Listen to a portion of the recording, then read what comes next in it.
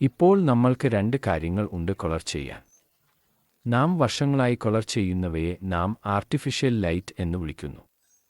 Colour ചെയ്യാത്ത നമ്മുടെ മുടി പ്രകൃതിദീപത്തിൽ നിന്ന് അല്ലെങ്കിൽ പരിസ്ഥിതി ഘടകങ്ങളിൽ നിന്ന് പ്രകാശം കുറഞ്ഞു പോകുന്നത് നാച്ചുറൽ ലൈറ്റ് അല്ല. നിങ്ങൾക്ക് ഭിക്ഷക്കാരെ പുറത്തിറങ്ങുന്നത് കാണാം. അല്ലെങ്കിൽ പുറത്തു ജോലി ചെയ്യുന്ന തൊഴിലാളികളുടെ മുടി സ്വാഭാവികമായി ബ്രൗൺ നിറത്തിലോ ഗോൾഡ് നിറത്തിലോ മാറുന്നു. അത് എന്തുകൊണ്ടാണ് സംഭവിക്കുന്നത്?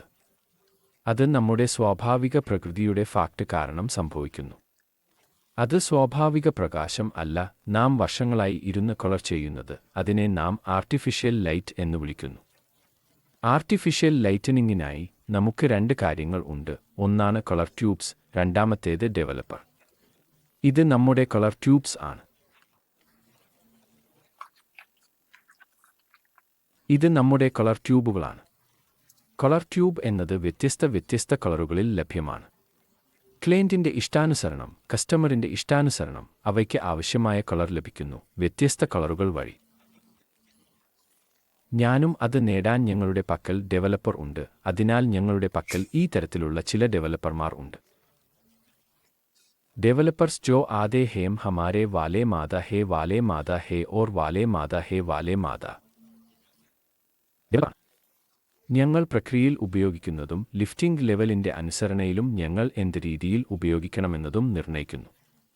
എത്ര ലിഫ്റ്റ് വേണമെന്നതിന്റെ അനുസരണയിലും ഞങ്ങൾ ഡെവലപ്പർ തിരഞ്ഞെടുക്കുന്നു.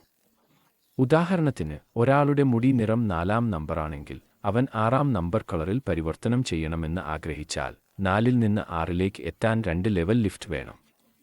4-ന് ശേഷം 5-ഉം 6-ഉം വരും. അതിനാൽ എനിക്ക് വോളിംഗും ഒരു ലെവൽ ലിഫ്റ്റും വേണം. അതിനാൽ എനിക്ക് 20 വോളിയം ഉപയോഗിക്കണം. 2 ലെവൽ ലിഫ്റ്റ് വേണമെങ്കിൽ 20 വോളിയം മതി. എന്നാൽ 3 ലെവൽ ലിഫ്റ്റ് വേണമെങ്കിൽ 30 വോളിയം വേണം. പ്രക്രിയയ്ക്കിടെ ഒരു ബാരിയർ ക്രീം ഉപയോഗിക്കപ്പെടും. ബാരിയർ ക്രീം ഉപയോഗിക്കുന്നത് കൊണ്ട് നിങ്ങളുടെ അധിക നിറം നിങ്ങളുടെ തലയോട്ടിയിൽ വരാതിരിക്കും. അതിനാൽ നാം ഇവിടെ ബാരിയർ ക്രീം സ്ഥിരമായി ഉപയോഗിക്കുന്നു. സമ്പ്രദായമോ മോയ്സ്ചറൈസറോ ഉപയോഗിച്ച് നനവുറപ്പാക്കാം.